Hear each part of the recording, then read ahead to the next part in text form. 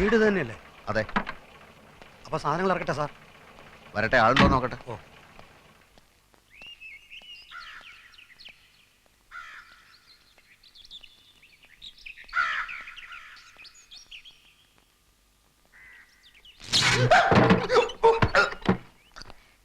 ആരാ? ഓ, shock അടിച്ചതായിരിക്കും. Switch കേടാ.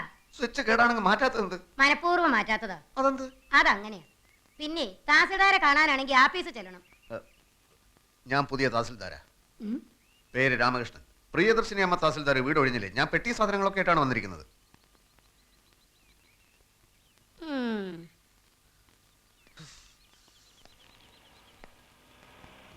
പെട്ടികൾ ഇറക്കട്ടെ സാർ?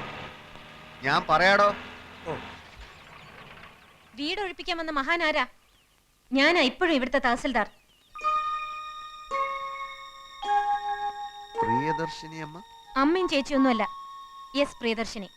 മേഡം ഇത്ര ചെറുപ്പാണെന്ന് ഞാൻ അറിഞ്ഞില്ല. അതിവിടെ പ്രസക്തമായ ഒരു കാര്യമില്ല.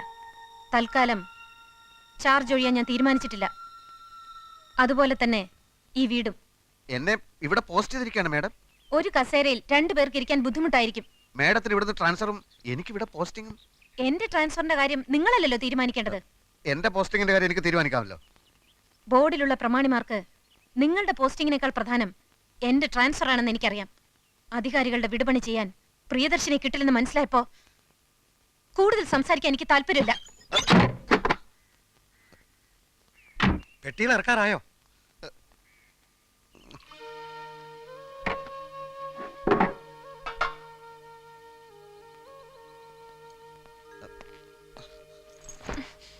ഒരേ ഡിപ്പാർട്ട്മെന്റിൽ ജോലി ചെയ്യുന്ന ഒരു സഹജീവിയാണ് ഞാനെന്നുള്ള പരിഗണന വേണ്ട.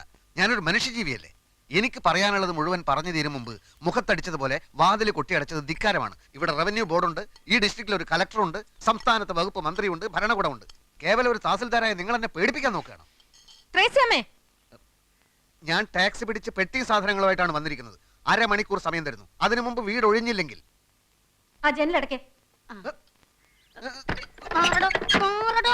ജനലടക്കം ഞാൻ സമ്മതിക്കില്ല. മര്യാദക്ക് വീട് ഒഴിയുന്നത് നല്ലത്.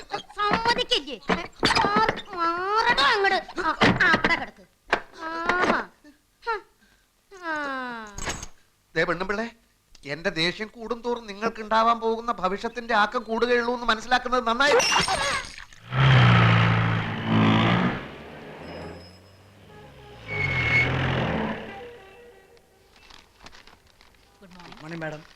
ആ തങ്കപ്പമ്പിള വന്നോ? അപ്പൊ വന്നില്ല? വന്ന ഉടനെ എന്നെ കാണാൻ പറയൂ.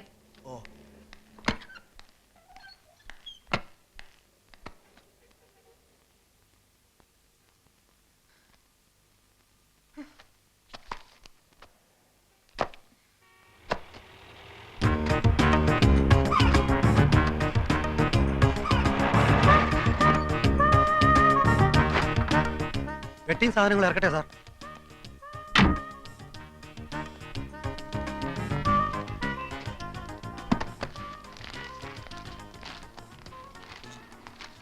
തഹസിൽദാർ അകത്തുണ്ടോ? എന്താ കാര്യം? കാര്യം, ഞാൻ കണ്ണപുരത്ത് ഡെപ്യൂട്ടി തഹസിൽദാരായിരുന്നു. ഇപ്പൊ ഇങ്ങോട്ട് ട്രാൻസ്ഫർ ആയി തഹസിൽദാരായിട്ട്. സാർ ഇരിക്കും. ഇരിക്കണമെന്നില്ല, ഞാൻ മേഡത്തിനെ ഒന്ന് കാണട്ടെ. ആളെത്തിയല്ലോ അല്ലേ? സർ, അതാണ് മുറി.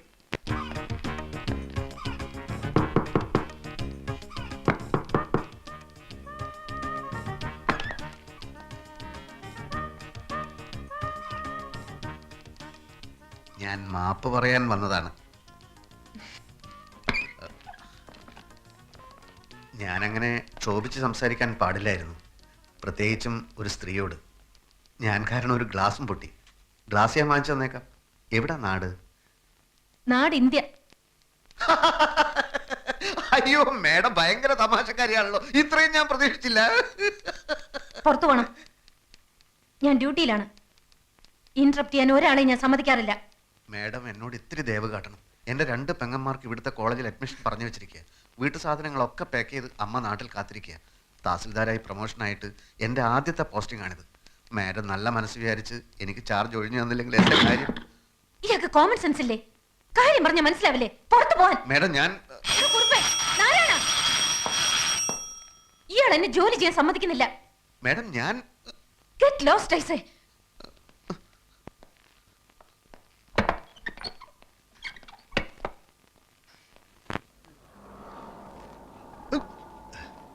പെട്ടിയും സാധനങ്ങളൊക്കെ ഇറക്കട്ടെ സാർ. ഇയാൾ പെട്ടി സാധനങ്ങൾ ഇറക്കി തീയിലിട്ട് ചുടറോ?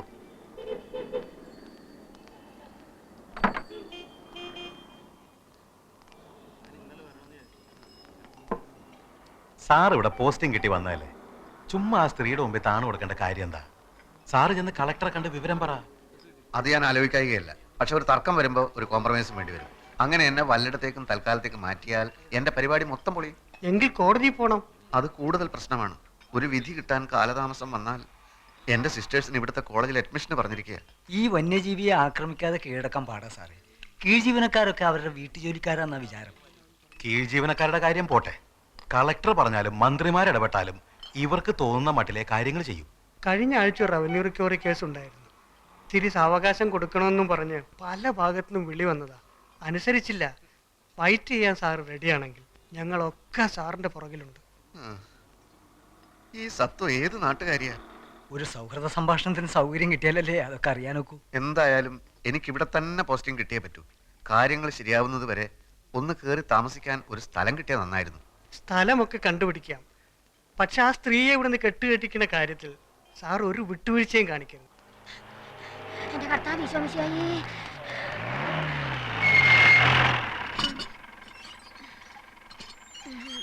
ഒരു കാര്യം തന്നെ പലതവണ പറയണോ? എങ്കിൽ പറയാം. ഞാൻ ഓഫീസിൽ നിന്ന് വരുമ്പോ സാധനങ്ങൾ വാങ്ങിച്ച് ഗേറ്റിൽ കാത്തു നിൽക്കണം, മനസ്സിലായോ? ഞാൻ നേരത്തെ വീട്ടിൽ നിന്ന് ഇറങ്ങിയതാ സാറേ. പലചരക്ക് കടയിൽ നല്ല തിരക്ക്.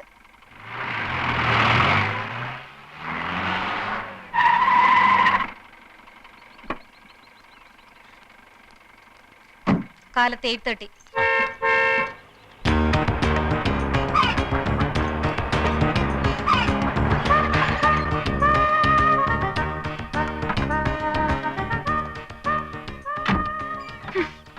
പെട്ടികൾ ഇറക്കേണ്ട ആവശ്യമില്ലല്ലോ സാർ. ഇറക്കണോ പെട്ടികള്?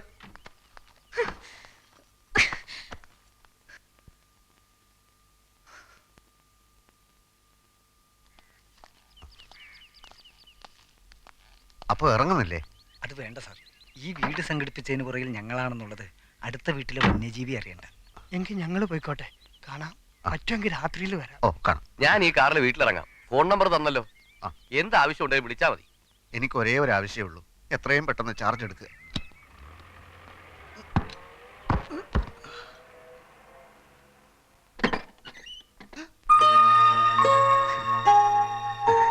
എന്റെ ഭാഗ്യത്തിന് ഇങ്ങനെ ഒരു വീട് ഒത്തു കിട്ടി. മാഡത്തിന് എപ്പോഴെങ്കിലും ആ വീട് ഒഴിയാൻ തോന്നിയാൽ ഇവിടെ ആവുമ്പോ എനിക്ക് എന്റെ പെട്ടി സാധനങ്ങൾ എടുത്ത് എളുപ്പത്തിൽ അങ്ങോട്ട് കയറാമല്ലോ. ആ, അത് നേരാ. പക്ഷെ ഞാൻ മരിച്ചു കഴിയുമ്പോഴായിരിക്കും ഇയാൾ ഇയാളുടെ പെട്ടി സാധനങ്ങളുമായിട്ട് ഇങ്ങോട്ട് കയറുന്നത്.